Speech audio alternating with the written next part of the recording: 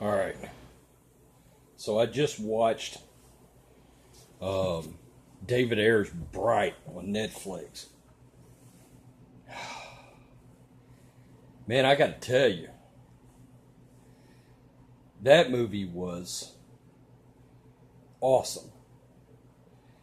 Um, I know the critics are killing it, and I should preface this by saying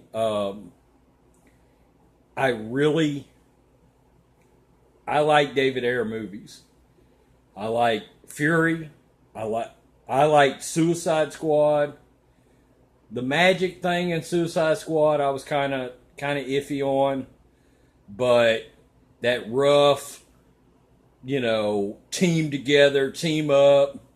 I grew up a big fan of like 80s action movies where you had like, Predator and Schwarzenegger and Carl Weathers and all these guys coming together. Um, this movie was a buddy cop movie, but it was a really unique take. It was like, and this is the other thing. I'm a really big fan of like gritty cop movies and TV series. My favorite TV series of all time is The Shield that came on FX. And it was a really gritty cop show that was out of LA. Well, anyway, this movie is set in a reality where there's freaking elves and orcs and um, there's a magic wand. I mean, it is wild. And they combine that with a street element like the movie Street Kings or uh, End of Watch, which is a David Ayers movie I really liked. Um, it was a really wild take on those kind of movies. I mean, you're talking about like these. It was almost like Lord of the Rings meets The Shield, which is really weird.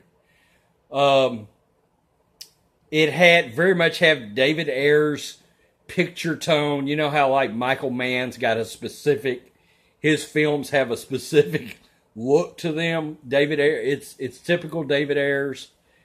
I think he is a love it or hate him director. Um, but I liked End of Watch. I liked Fury. I liked Suicide Squad. Um, People are either going to love this movie or they're going to freaking hate it. And I've seen that Netflix has already greenlit a sequel, which I can't wait for. Now, I'll tell you what's odd about this movie. I actually think Netflix was the perfect platform for it because I don't know that tone wise if it would have felt the same or watched the same in the theater. It might have been even bigger and better. It felt like a very very very high quality event TV movie, which a lot of people would say, well, it's a feature movie, so that's a horrible point. Well, there's some pretty damn good TV shows that are better than some feature films out there. Um, this movie's not going to be for everybody. People that are immediately out on the whole fairy tale, elves, orgs. I mean, it's like taking the racial climate that we're in right now, and they're like street gangs are in LA, and society has put them in this box, and one of them steps up and becomes a cop, and he teams with Will Smith, and they go on this wild freaking adventure that takes them through like full gangland, and there's these elves that are freaking like will remind you of the vampires and it kind of had a tone a lot like, sort of like Street Kings meets Blade. Um, it's just a wild movie. I think it's totally worth a watch. I will probably watch it again. Um, Will Smith was very good in this movie. I know he gets a lot of hate. I thought it was fantastic as Deadshot.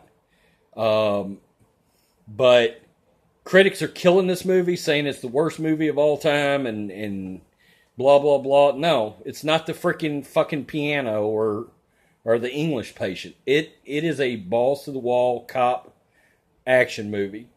Ton of shooting. I mean, it's a genre action flick, and it completely delivered for me.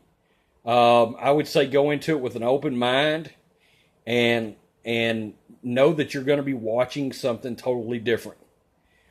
Anyway, just my take on Bright. I think it is really, really